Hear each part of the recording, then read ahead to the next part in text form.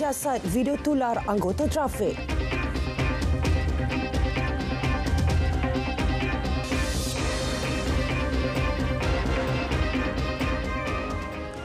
Assalamualaikum saudara, salam Malaysia Madani. Anda bersama saya Suhil Muhammad Nur dalam berita tengah malam.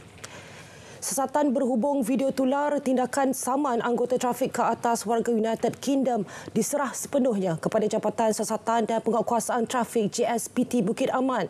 Ketua Polis Perak Datuk Seri Muhammad Yusri Hassan Basri berkata, usaha mengesan individu berkenaan juga sedang dilakukan.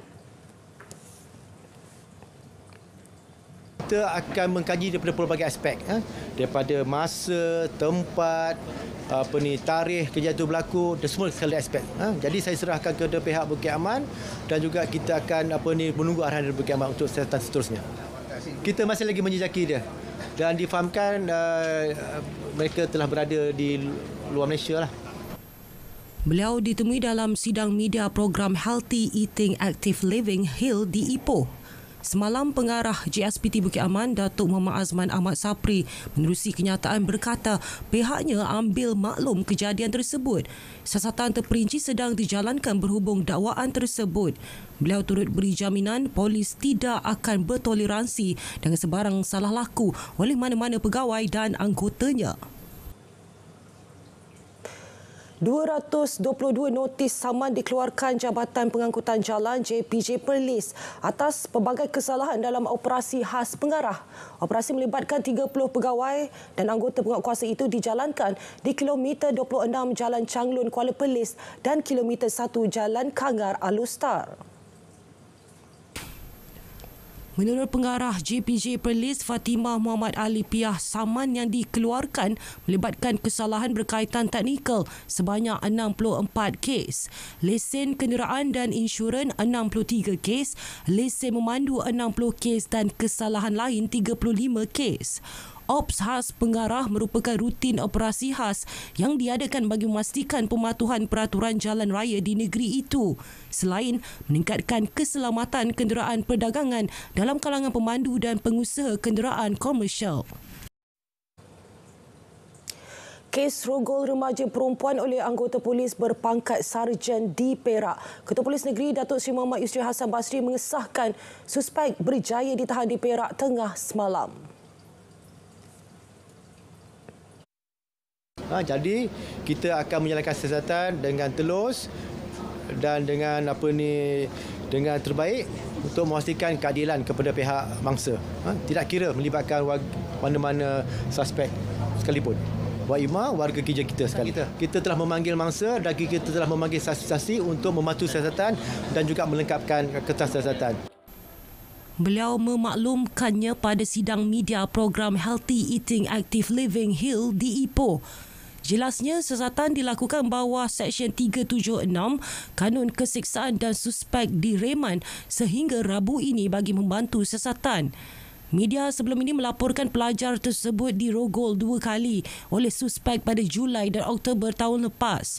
Namun, laporan berhubung kejadian diterima Ibu Pejabat Polis Daerah IPD Perak Tengah pada 20 Januari lalu. Lelaki yang hilang selepas jatuh sungai di Jambatan Tendong Pasir Mas 15 Januari lalu ditemui meninggal dunia. Mayat mangsa ditemukan di Pulau Dolah, Pantai Kuda, Kota Baru. Menurut Komander Operasi Jabatan Bomba dan Penyelamat JBPM Kota Baru, Syed Mazlan Muhammad, beliau bersama 4 anggota serta sebuah bot bergegas ke lokasi kejadian sebaik menerima panggilan kecemasan. Mayat lelaki tersebut dijumpai terdampar di pesisir pantai berkenaan. Pengecaman oleh ahli keluarga mendapati mangsa ialah peniaga kosmetik Nur Hisham Ismail, 43 tahun, yang hilang sejak 14 hari lalu. Mayat diserah kepada polis untuk tindakan lanjut. Seorang pemilik stesen minyak didakwa atas 2 tuduhan membenarkan pengisian diesel melebihi had kepada kenderaan bernombor pendaftaran asing Mei tahun lalu. Bagaimanapun, orang kena saman OKS, Soraya Ahmad Tamias, 38 tahun, mengaku tidak bersalah. Mengikut kedua-dua pertuduhan, Soraya selaku pemilik tunggal syarikat Sri Kencana Services didakwa menjual 250 liter diesel kepada sebuah bas yang berpendaftaran asing. Sedangkan had penjualan petrol dan diesel yang dibenarkan hanya 20 liter dengan sekali transaksi dalam sehari. Kedua-dua kesalahan dilakukan di stesen minyak di Jalan Kempas Baru Tebrau pada 19 dan 30 Mei tahun lalu.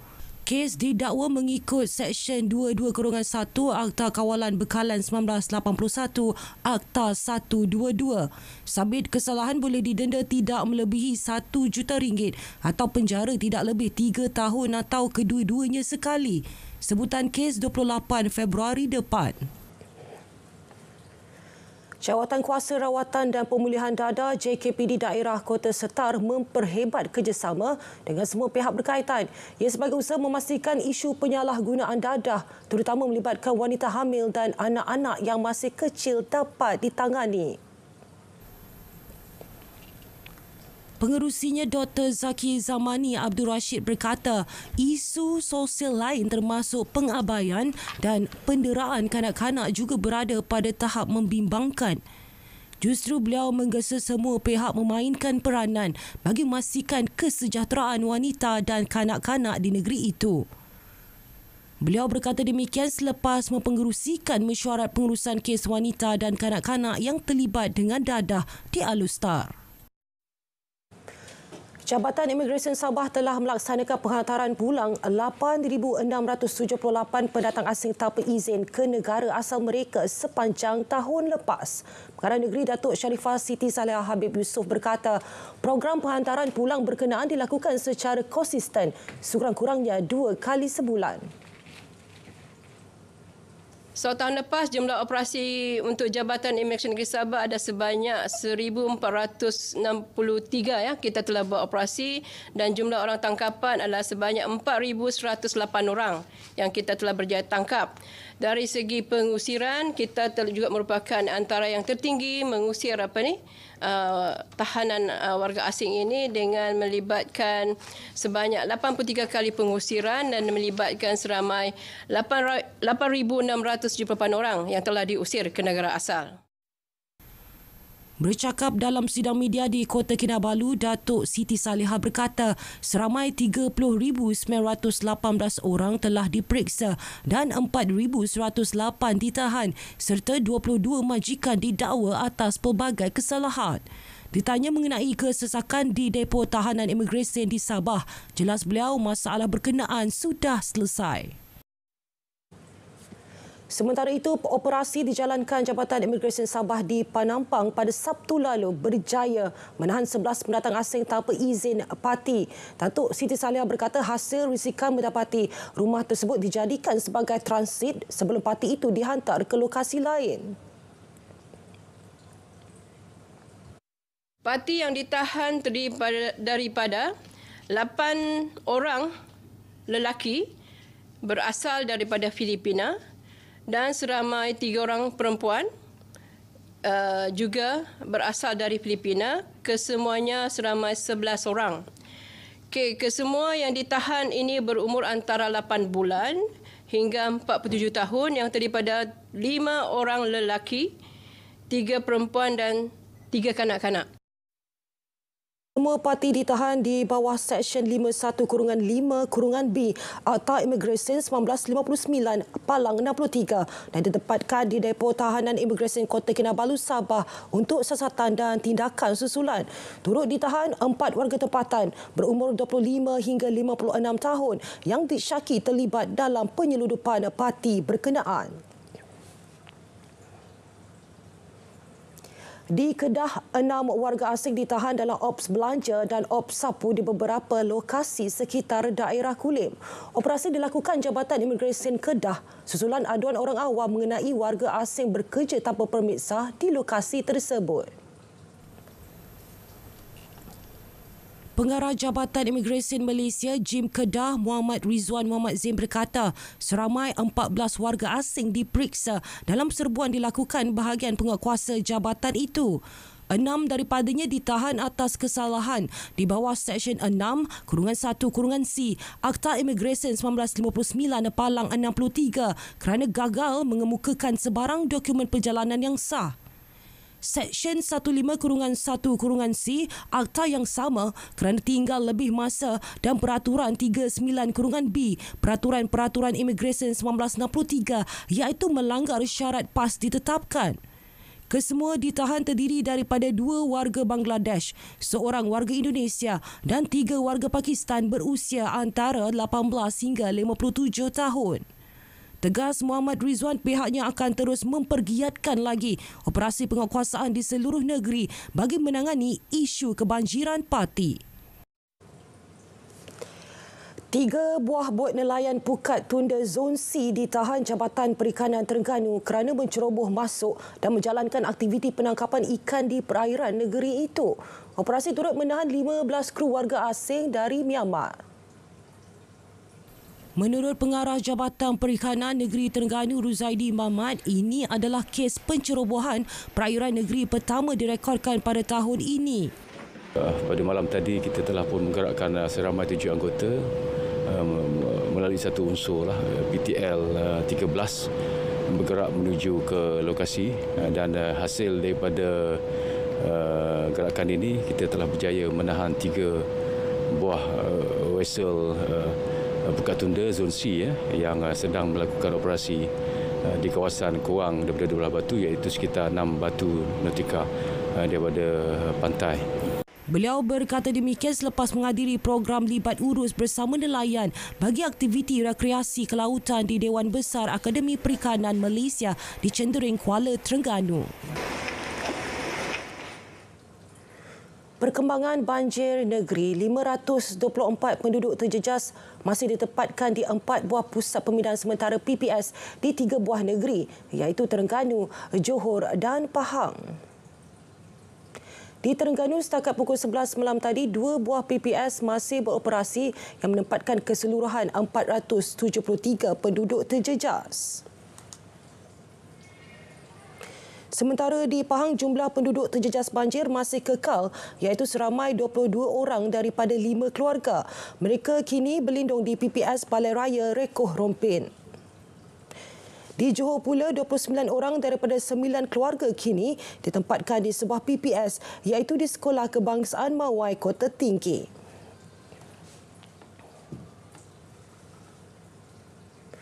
Kerja-kerja pembersihan kawasan kediaman giat dilakukan selepas air mula surut sejak petang Sabtu lalu di Hulu Dungun. Rata-rata penduduk menjangkakan kerja-kerja pembersihan itu selesai dalam tempoh seminggu. Tinjauan RTM di sekitar Kampung Syukur mendapati kebanyakan harta benda tidak dapat diselamatkan. Banjir gelombang keempat ini dianggap luar biasa dan terburuk pernah berlaku dalam tempoh 10 tahun. Kelihatan penduduk bersama keluarga membersihkan halaman rumah dan mengumpul barangan keperluan yang masih boleh digunakan serta membuang barangan yang rosak. Mereka bersyukur kerana pelbagai badan sukarelawan turut membantu dalam kerja-kerja pasca banjir. Naik ngejuk gitu lah. Sepetang tu ada air lagi, air mengacur slow tu. Oh gitu lah. Kiranya barang sipang tu atas dah. Oh barang sipang tu. Tu naik atas belakang, pi dok suka apa kat atas. Kalau nak dikatakan semuanya rosak hak benda di dalam rumah ni. Tak tempat tinggi pun air naik dekat tu juga. Jadi minta bantuan tak? Minta bantuan apa? Kalau boleh tu nak lah. Macam latar pun ada juga macam berlubang. Tak ada hak benda dan selamat. Barang-barang. Mesin basuh, peti, TV, dapur. Macam dari segi pakaian pula macam mana? Pakaian tak selamat bersatu. Semua menjadi macam ni ya. Sebab dok ni dia saka kan. Ingat ke bulan 12 tahun ni lah pun dok naik ni. Rupa bulan 1 boleh bahan dah. Banjir gelombang keempat bermula sejak 23 Januari lalu menyebabkan lebih 1,500 penduduk terjejas dilaporkan di daerah Dungun.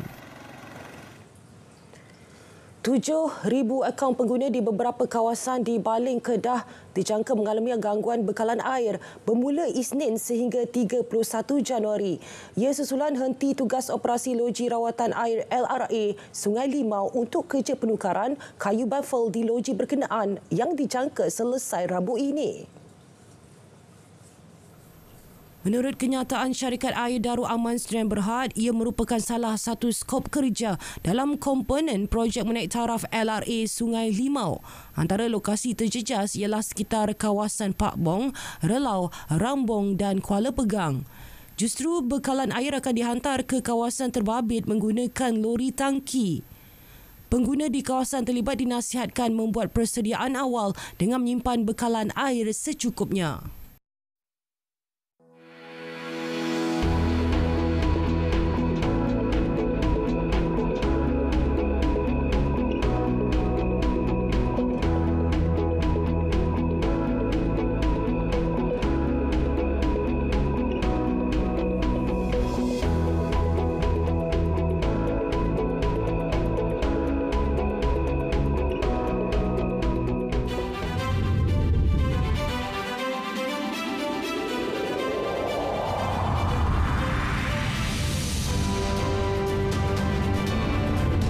Selagi ada bulan dan matahari, begitulah kesetiaan rakyat kepada raja dan negara kekal abadi. Ikuti istiadat keberangkatan balik sempena tamat tempoh pemerintahan ke bawah Duli Yang Maha Mulia Seri Paduka Baginda Yang di-Pertuan Agong ke-16.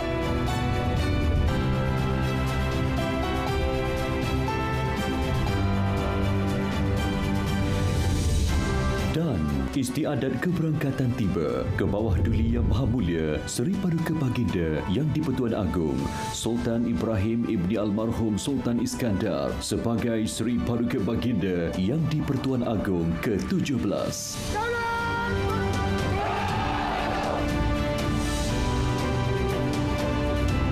Secara langsung di TV1, saluran berita dan RTM Klik.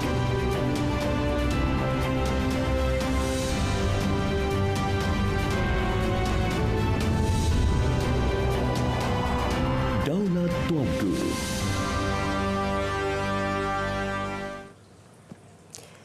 Tujuh laluan di sekitar ibu negara akan ditutup penuh, manakala 13 laluan lagi ditutup secara berperingkat bermula 6 pagi Selasa.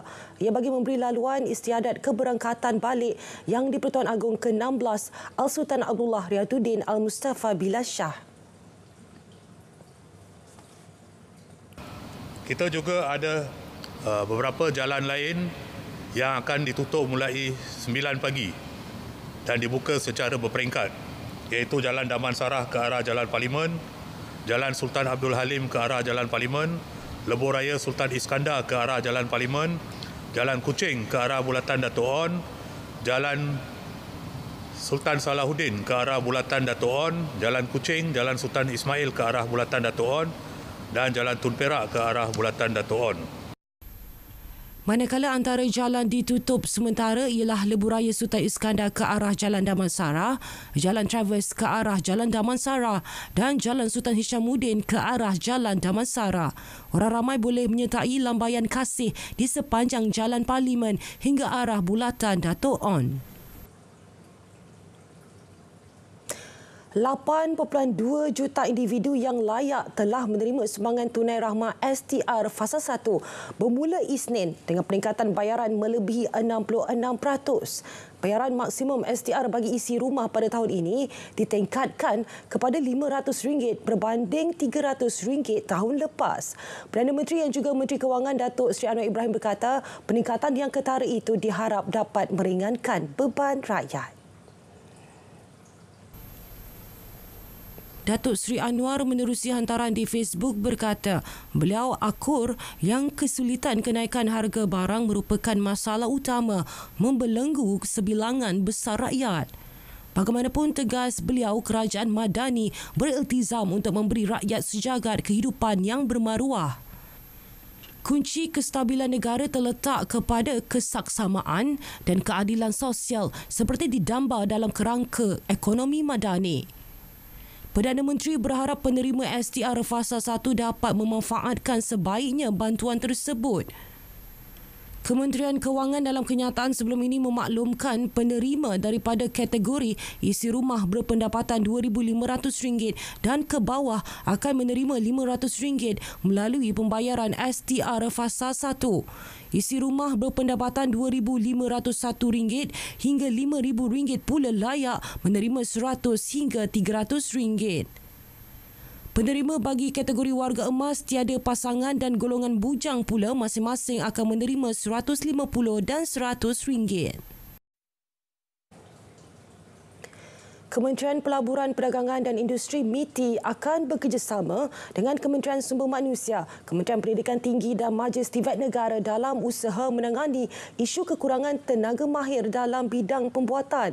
Menterinya Tengku Datuk Seri Zafrul Tengku Abdul Aziz berkata, menerusi kerjasama itu, semua pihak akan merangka perancangan sewajarnya untuk meningkatkan bilangan pekerja mahir tempatan. Kita ada kekurangan daripada segi graduates in this field. Just to give you a number, 50,000, we produce graduate 5,000 a year. Of course, this is Malaysian graduates in Malaysia. Belum lagi kira ada foreign graduates in Malaysia dan juga Malaysian studying abroad. So this is where I think we need to, because as investment comes in, they need, the key thing they need is manpower, because this is industry which requires a lot of engineers. Beliau berkata demikian pada sidang media dialog MITI di Ibu Negara. Pihaknya juga telah berbincang dan meminta pemain industri untuk melibatkan diri pada peringkat awal jawatankuasa tersebut. Kes demam denggi di Ipoh mencatatkan peningkatan 407.7% kepada 330 kes dalam minggu epidemiologi ketiga hingga 20 Januari lalu. Ini berbanding 65 kes dalam tempoh sama tahun lalu. Datuk Bandar Datuk Rumaizi Baharin berkata cuaca panas, kering dan hujan menjadi punca peningkatan dan penurunan kes denggi di kawasan pentadbiran Majlis Bandaraya Ipoh itu. Sebab masalah kita sekarang ni banyak sampah haram. Sampah haram ni dia melibatkan sikap. Kan? Jadi susah jugalah kalau kita nak kerja kan.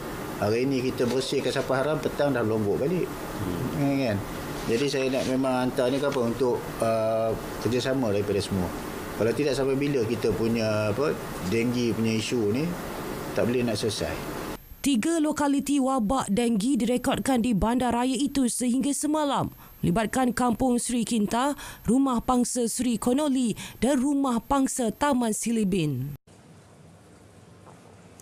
Persatuan Seni Silat Cekak Malaysia PSSCM mencatat sejarah tersendiri apabila membuka galeri silat yang pertamanya di Muzium Negeri Kedah di Alor-Star. Ia dikenali sebagai Galeri Silat PSSCM. Galeri itu memaparkan pelbagai ilmu berkaitan seni mempertahankan diri dan dibuka kepada para pengunjung bermula Ahad. Ia beroperasi di tingkat 3 Muzium Negeri Kedah dan akan berada di muzium tersebut untuk tempoh 5 tahun. Adanya galeri PSSCM ini akan menjadi nilai tambah di muzium ini dan menjadi orang kata hub informasi kepada pengunjung yang ingin mengetahui lebih lanjut tentang Persatuan Seni Silat Cekak Malaysia ini. Beliau ditemui selepas merasmikan galeri PSSCM di Muzium Negeri Kedah Alor-Star. Pada majlis itu, beliau turut menyaksikan majlis serah tapak antara PSSCM selaku pempamer dan Lembaga Muzium Negeri Kedah.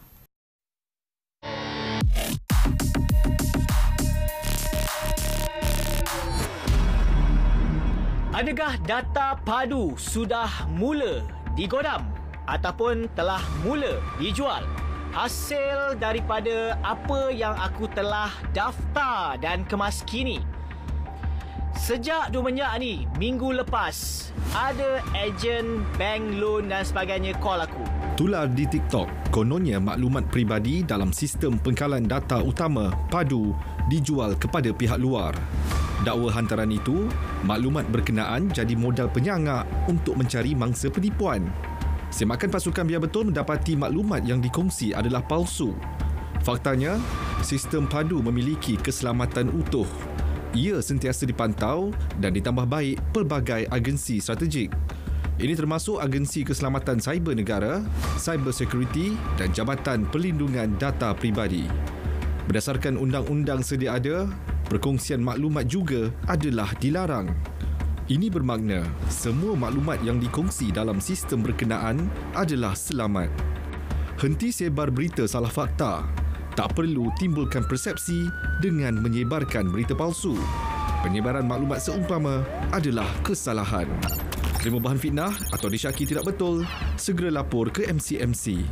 Biar betul, tak pasti, jangan kongsi.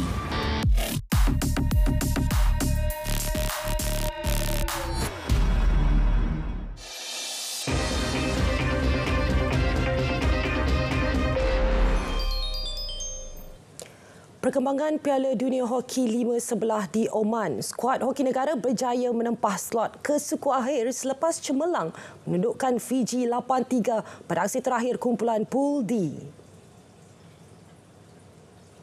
Kemenangan tersebut menyaksikan Malaysia menamatkan pusingan kumpulan di kedudukan kedua selepas berkongsi 7 mata bersama Oman. Oman yang menewaskan Amerika Syarikat 6-4 pada satu lagi perlawanan memiliki kelebihan 1 gol untuk berada di kedudukan pertama.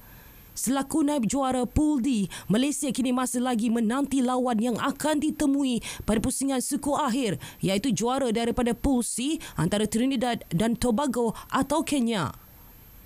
Semalam Kapten Pasukan Muhammad Hakimullah muncul wira pasukan apabila meledak jaringan berganda untuk membantu Malaysia mengatasi Amerika Syarikat 3-2. Sementara itu, Sharman Mati menzahirkan rasa bersyukur kerana berjaya membantu pasukan mara ke pusingan suku akhir dan teruja dapat beraksi di edisi pertama Piala Dunia Hoki 5-11. Syukur, Alhamdulillah, we get 3 points and thanks for support us and we follow the tactical from coach and we get 3 points. Dalam aksi bertemu Fiji petang tadi, Sharman berjaya menyumbang 2 gol menjadikan gol keseluruhan yang dikumpulnya setakat hari ini kepada 4 gol. Isu-isu sukan tempatan di pelbagai arena, pelbagai gelanggang. Pencapaian dan kontroversi akan dikupas dan dibincangkan dalam Planet Sukan setiap Ahad 10 malam di TV1 dan saluran sukan RTM. Saksikan juga secara penstrima langsung di RTM Klik. Baik saudara, sekian berita tengah malam untuk hari ini. Dari sungai ke segara, Palestin pasti merdeka. Malaysia Madani tekad perpaduan penuhi harapan.